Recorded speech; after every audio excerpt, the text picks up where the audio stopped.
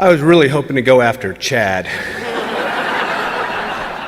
That's a much easier speech to follow. Those two did an amazing job. You have to ask yourself, why? Why medicine? Why the hard work? Why the stress?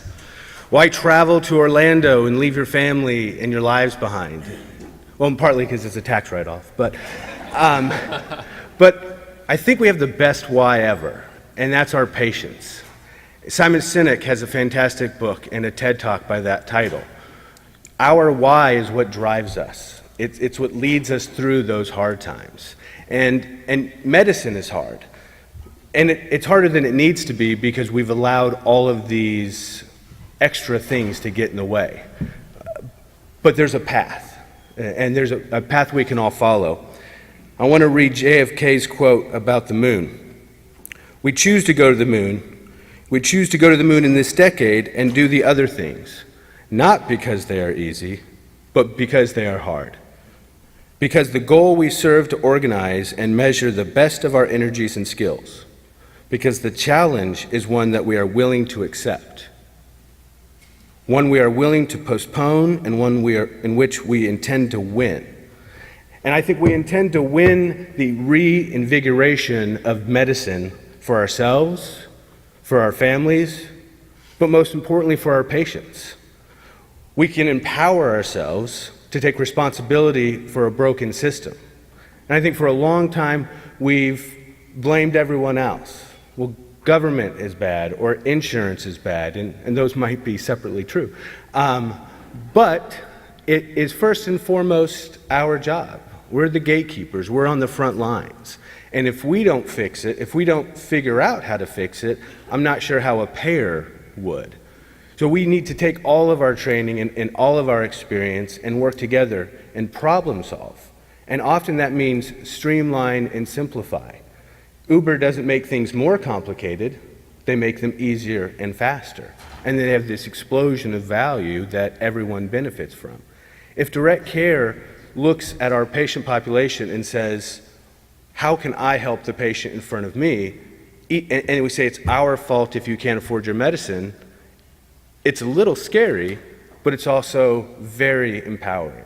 And now it's my job, my ability, my opportunity to go forth and find a solution and find wholesale meds or contract with the labs to make medication 95% less, or to find a way that you can do procedures for free for your patients so everybody, regardless of income, can get great high-quality care.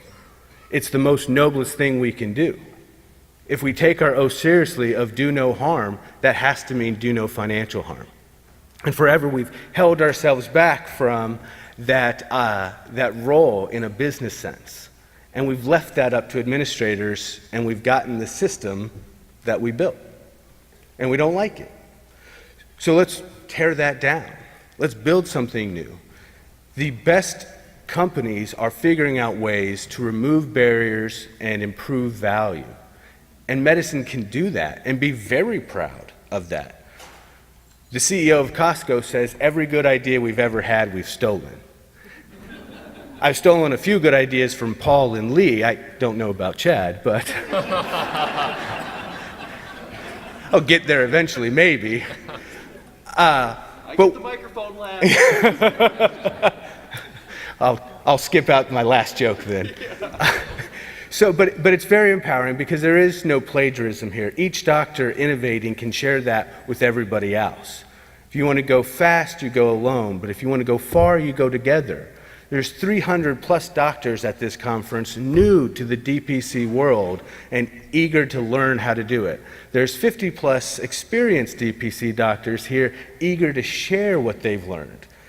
They've made all the mistakes. They've struggled through that. And we can pass that knowledge on because every doctor we help is an extension of all the patients we can help and the families we can help. This is the noble thing that we can do.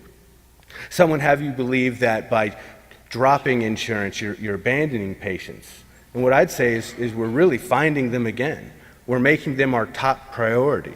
They are our why. And it may be hard, and it may seem impossible. You can't fix healthcare. You're just one vote, or just one doctor, or one person.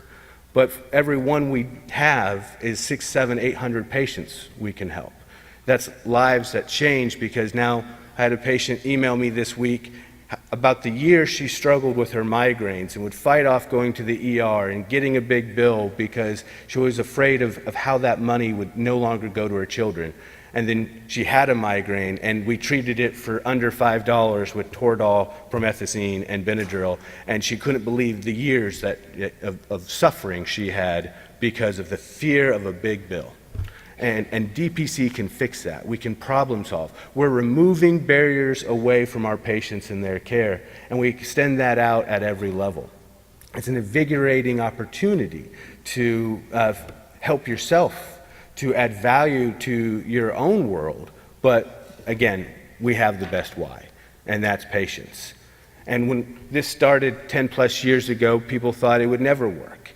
And everyone can say that. The critic, no one builds a statue to the critic.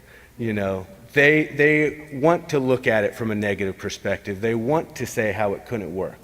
But we have to look at it and say, how could it work? How can we make things better?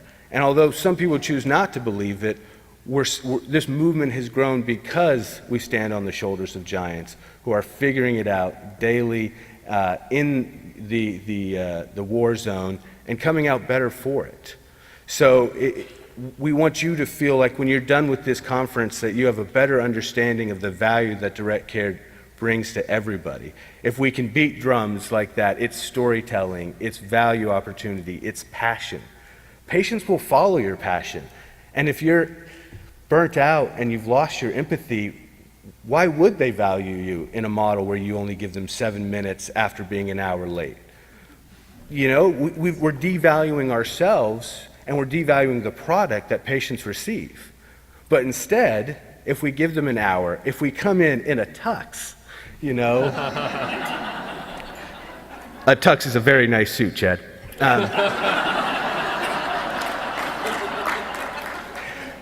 Not that Kansas is leading fashion or anything here, but they'll go and tell other people. They'll tell people for years that story. My doctor cared enough to come in at night, help me out at my greatest moment of need, probably for free or next to free. They were so grateful that they brought gifts. Who brings an insurance doctor gifts, you know? And if they do, it's because you're trying so hard in a broken system that they appreciate it, but you're still Michael Phelps swimming with bowling balls. You can't even be your best in a broken model. So now that we see that this is possible, there's a great example, Christopher Columbus's egg. And he comes back and he discovered the new world, and they said, well, anybody could have done that. So he takes an egg, he puts it on the table, and he challenges everyone to make it stand up. And all the king's horses and all the king's men say, it's impossible, an egg won't stand up. He takes the egg, he crunches it, and the egg stands up. And that's the magic of simplicity. We went from something that was impossible to now it's so mundane, anybody can do it. Direct care is the impossible made simple. There's another story about Napoleon's aluminum. That aluminum was so rare that if he wanted to impress dignitaries, his generals ate off silver, he ate off gold, and the dignitaries ate off aluminum, because it was so hard to get it out of bauxite. Then electrolysis comes along, a new technology changes the entire way that we deal with a product, and it becomes aluminum foil that we can throw away. We don't want healthcare to be thrown away, but we take it from something so rare, so troublesome, so expensive, we have to insure it, and we add in a new technology, a new business model, a new way of thinking, and we make it so affordable that now I can get 1,000 hydrochlorothiazide for $4.90. It's silly. The label costs more than the medicine. The stamp costs more than a month of medicine. You know, that's the amazing thing that we have. We have this opportunity. We can make cancer medicine $6 a month. You know, and if we can, we should. If we're not doing that, then we're complicit in a broken system, and none of us want that. That's the soul-crushing reality that too many doctors are in. So if we know that we can bring value to our patients and we embrace innovation, the rest of the world embraces innovation to the point that we have supercomputers in our pocket. It's amazing. If I drop this in the toilet, now it's waterproof, but if I drop it, I can go to the supercomputer store and pick out a new one. If we embrace that, then what kind of impact will we have on our patients? If we save them $200, $300, $400 a month, that's college tuition paid for a family. So because a patient was buying Imitrex for $200 a month and now can get it for $5, you could pay for that kid's college tuition for a first generation family just because you found a way to innovate a better system. That's our why. Patients are the best why that any company can have. If we put them first, we really can't lose. So thank you for attending. I hope you feel like you've learned a lot. Ask all your questions. It's going to be an exciting couple of days. Thank you.